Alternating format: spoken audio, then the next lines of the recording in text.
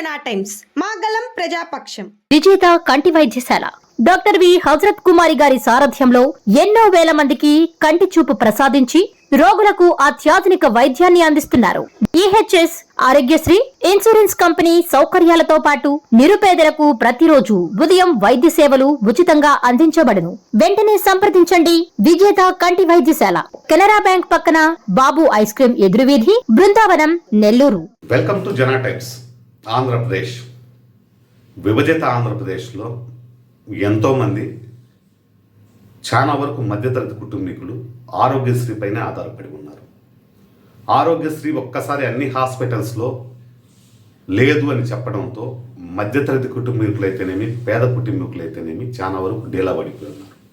ఏ పథకం ప్రవేశపెట్టినా పెట్టకపోయినా ఆరోగ్యశ్రీ అనేది ప్రాణాలు కాపాడేది కాబట్టి ఎట్టి పరిస్థితుల్లోనూ కేవలం 1600 కోట్ల వరకే ఇప్పుడు అప్పు ఉంది కాబట్టి అప్పు కట్టి మళ్ళీ ఆరోగ్యశ్రీని పునఃప్రారంభించాలని చెప్పి నిరుపేద వర్గాలైతేమి, బడుగు బలహీన వర్గాలైతేమి మనస్ఫూర్తిగా కోరుకుంటా ఉన్నారు.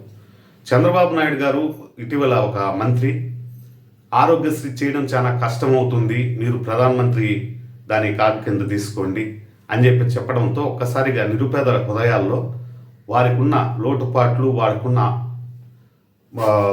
వ్యాధులకు ఆరోగ్యశ్రీలో అయితేనే మాకు నమ్మకం ఉంటుందనే ఒక భావంతో ఉన్న వారందరికీ ఒక్కసారి పిడుగుబడి నెత్తిపైన పిడుగుబడినట్టు అయింది.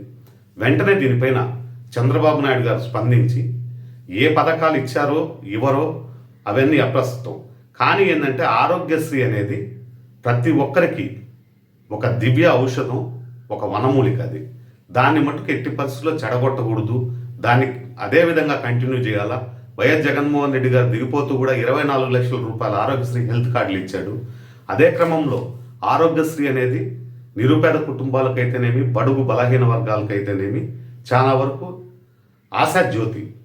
దాన్ని మట్టుకు ఎట్టి పరిస్థితుల్లో కూడా ఇదైతే చాలా వరకు డ్యామేజ్ జరిగే అవకాశం ఉందని చెప్పి, పేదలు చాలా మంది చనిపోయే అవకాశం ఉందని చెప్పి, నిరుపేద వర్గాల్లో అయితేనేమి, మధ్యతరగతి కుటుంబాల్లో అయితేనేమి అందరికీ ఆ భావన ఏర్పడిపోయింది. వెంటనే ఆ భావన తుడిచి ప్రతి ఒక్క ప్రైవేట్ హాస్పిటల్లో ఆరోగ్యశ్రీ ఎలిజిబుల్ ఉండేటట్టు చూస్తే చాలా వరకు నిరుపేదలు తన ప్రాణాలు కాపాడుకునే పరిస్థితి ఏర్పడుతుందని ఎంతోమంది పసిబిడ్డలైతేనేమి, వృద్ధులైతేనేమి, నడి వయస్కులైతేనేమి ఈ ఆరోగ్యశ్రీ కార్డులు తీసుకొని వెళ్ళిన ప్రతి హాస్పిటల్కి ఆరోగ్యశ్రీ ఇక లేదు అని చెప్పడంతో చాలా నిరాశ నిస్పృహలతో వెనుక తిరుగుతూ ఉన్నారు.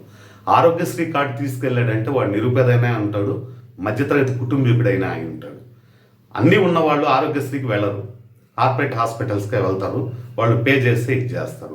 కానీ ఏమీ లేని కుటుంబాలు, రోజు 200 రూపాయలు 300 రూపాయలు కూలి తెచ్చుకునే కుటుంబాల్లో ఒక్కసారి ఏదన్నా హార్ట్ బైపాస్ సర్జరీ చేయాలన్నా, వాల్స్ ట్రాన్స్ప్లాంటేషన్ చేయాలన్నా, ఏది చేయాలన్నా కూడా కంపల్సరీ ఆరోగ్యశ్రీ అనేది ఒక సంజీవిని. ఆ సంజీవిని లేకపోతే చాలా మంది నిరుపేదలు, మధ్యతరగతి కుటుంబాల్లో దీపాలు ఆరిపోయే పరిస్థితి ఏర్పడి ఉంది.